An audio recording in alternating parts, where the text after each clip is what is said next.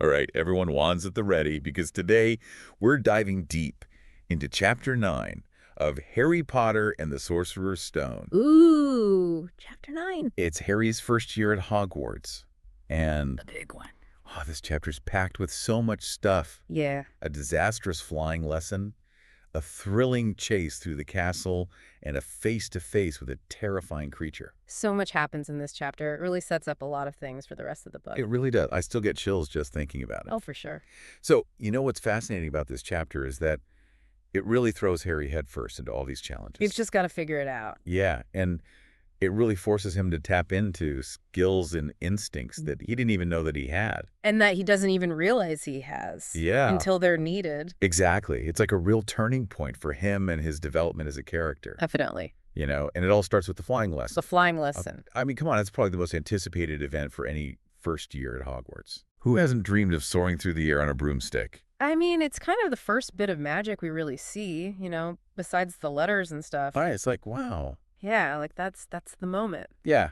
But for Harry, you know, it becomes more than just a lesson. Right. It's a chance to prove himself and to face his fears head on. For sure. Yeah. Definitely a lot of that in this chapter. Yeah, and you see right away how the whole experience differs for someone like Harry, Yeah. you know, who's new to the wizarding world He's brand new. compared to those who grew up surrounded by magic. Right, like Yeah. Ron. Like Ron, exactly. His whole family's wizards. He's been hearing about Quidditch and flying since he was a kid. Exactly. Meanwhile, Harry's over here, like, what is a magical broomstick? He's just figuring it all out. Right. That's what I love about this chapter. And Ron is practically bursting with confidence. Oh, yeah, he's like bragging. Oh, he's totally boasting about his brothers and their Quidditch skills. Oh, but meanwhile, Harry's just like a mix of excitement and nerves. Oh, for sure.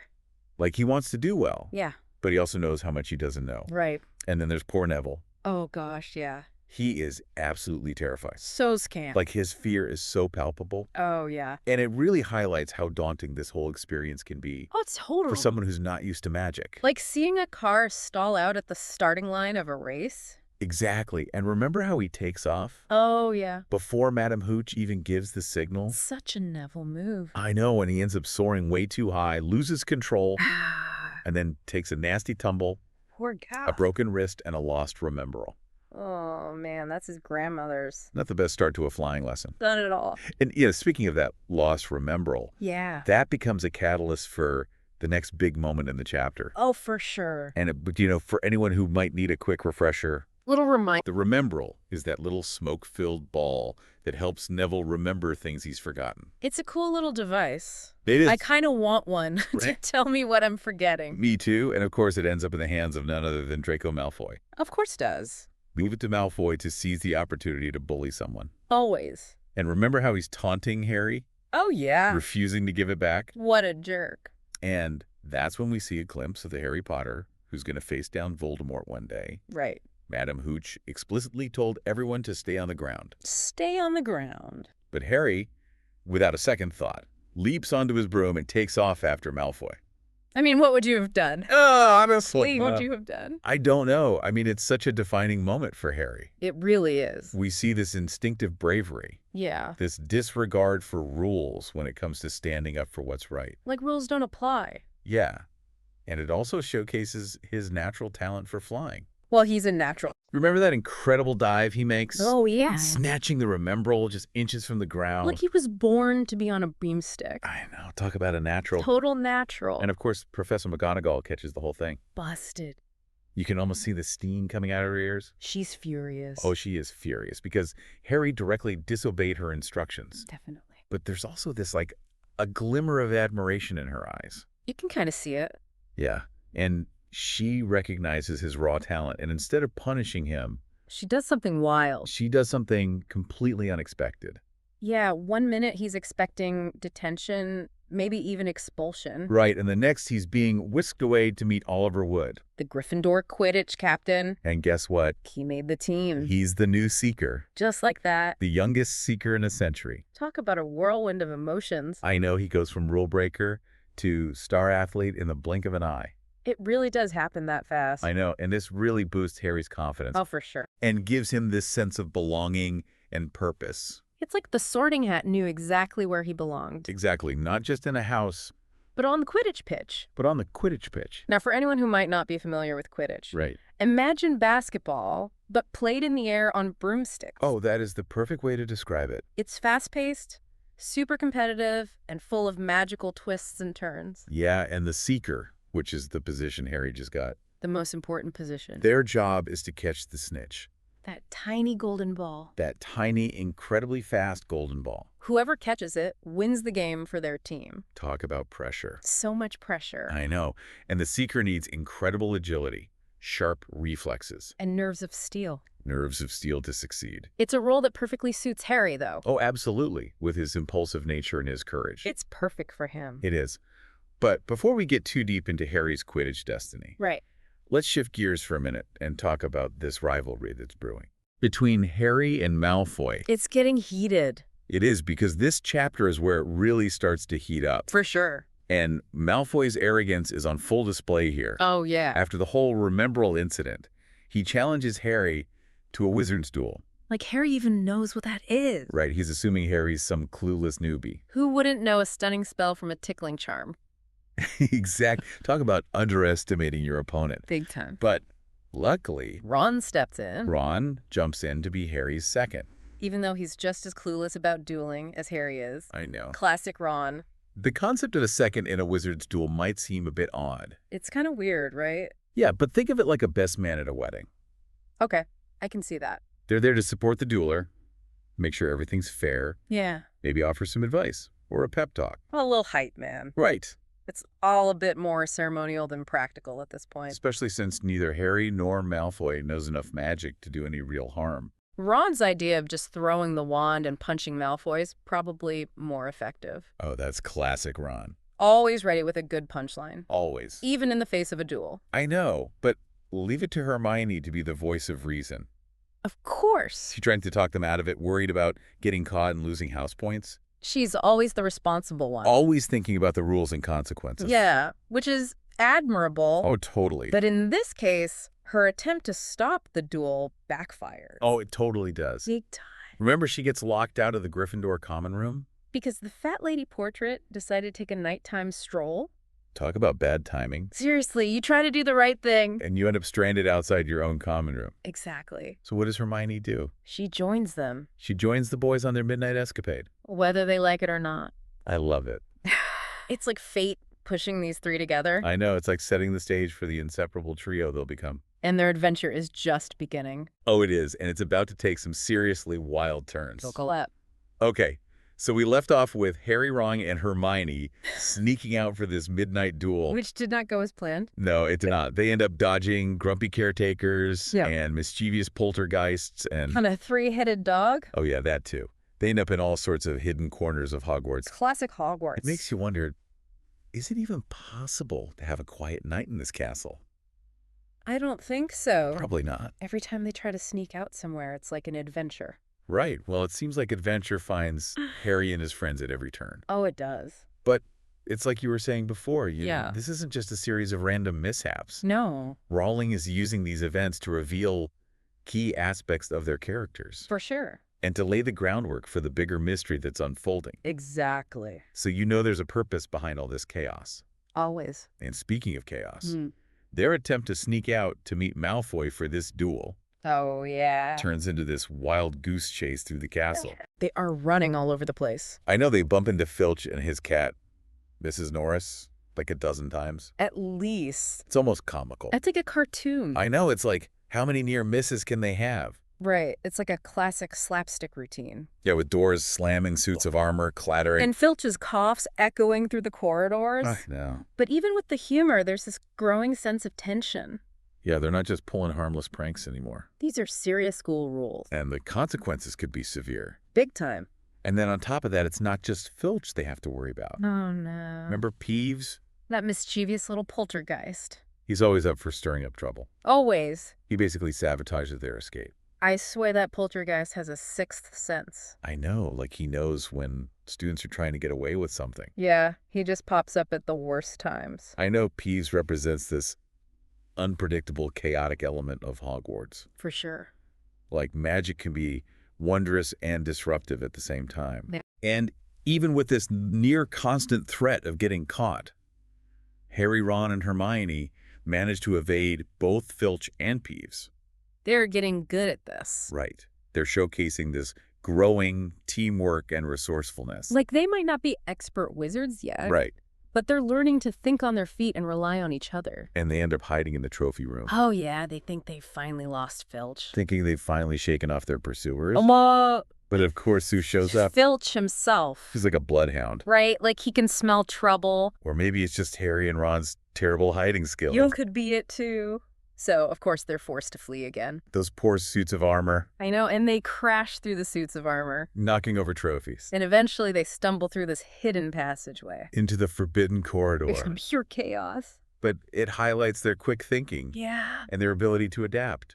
Right. They're getting a crash course in how to navigate the secrets of Hogwarts. Definitely a crash course. Yeah. But this particular secret passage leads them to the most forbidden place in the entire castle. The third-floor corridor. And that's where things take a really terrifying turn. Because what's waiting for them? Oh, I think we all know.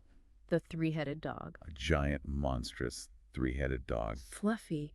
I mean, Rowling's description is so vivid. It's terrifying. The sheer size of it, Oh. the drooling jaws, its glowing red eyes. And those growls. Like it's a nightmare come to life. Sends chills down your spine. I know. And this encounter comes just a few chapters after Hagrid mentioned that Hogwarts is one of the safest places to hide something. Oh, right. So suddenly those seemingly innocent words take on a whole new meaning. Yeah, why would you need to hide something at Hogwarts? Right, like what could be so dangerous? And you know what Hermione notices? What's that? The dog is standing on a trapdoor. Oh yeah. Like there's something down there. It's like a giant neon sign flashing, secret hidden here. Exactly. And it confirms there's something super important concealed beneath that monstrous guard dog. I mean, why else would it be guarded by a three-headed dog? Right, what could be so precious that it needs that kind of security system? And what about Hagrid?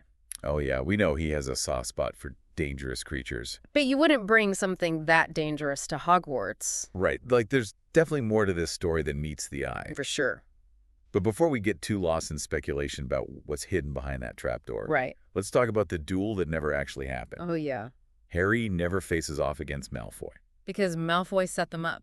Ugh, that sneaky Slytherin. He tipped off Filch. Knowing they'd get in trouble. Classic Malfoy. He's always got some scheme brewing. Always. But you know, it's interesting that Harry doesn't really seem to pick up on Malfoy's deception. He's still so new to all of this. Right, he's caught up in the rivalry and the thrill of the chase. And he's probably a little disappointed he didn't get to duel. Yeah, maybe, and so he's impulsive and driven by his emotions. Which makes him a great Gryffindor. Right. But it also sometimes gets him into trouble. Yeah, he acts first and thinks later. But you know what? That's what makes him so relatable.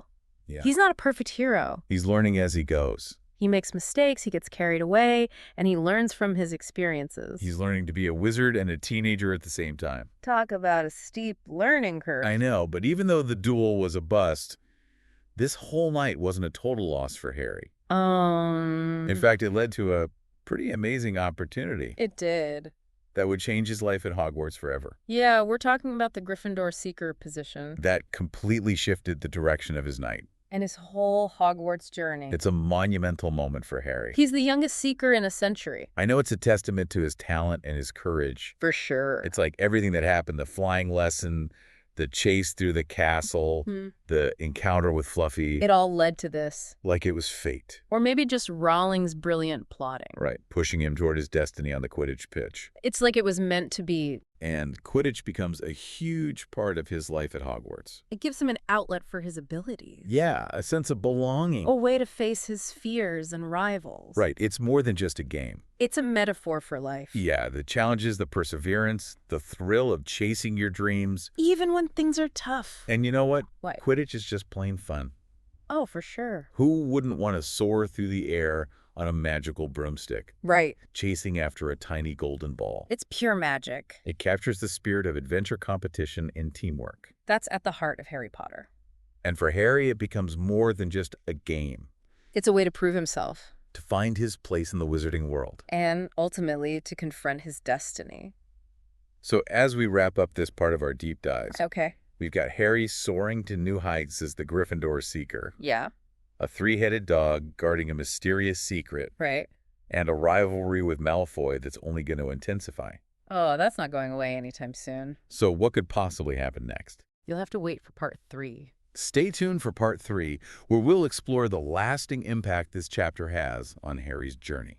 We're back for the final part of our deep dive into Chapter 9, and wow, this chapter really sets the stage for so much of what's to come in the series. It really does. It's like the foundation for everything. Right, like we're watching Harry transform right before our eyes. And one of the most important themes that starts to develop in this chapter is the theme of friendship. Oh, absolutely. We see Ron standing by Harry's side. Even when he thinks they're about to face that duel. Yeah, and Ron's loyalty's unwavering. It really shows what kind of friend he's going to be to Harry. Yeah, and remember, Ron isn't just blindly following Harry into trouble. No, he's offering support. Encouragement. And comic relief. Oh, always that comic relief to lighten the mood. We can always count on Ron for that.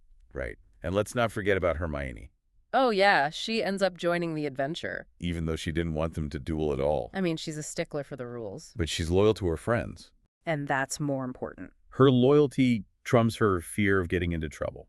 Which is a big deal for Hermione. Yeah, I love how their personalities are so different. But they just work so well together. They clash, but they complement each other. It's like they each bring something unique to the group. It's the perfect recipe for an unstoppable trio. You've got Harry's bravery. Ron's loyalty and humor. And Hermione's intelligence. And her practicality. They're a force to be reckoned with. More than just friends. They're like the classic underdog heroes. Facing challenges together. Learning and growing along the way. It's through their combined strengths that they overcome everything. And this is just the beginning of their journey. Right. This chapter marks the start of it all. A journey that's going to test their limits. Forge this unbreakable bond between them. And ultimately lead them to confront Voldemort.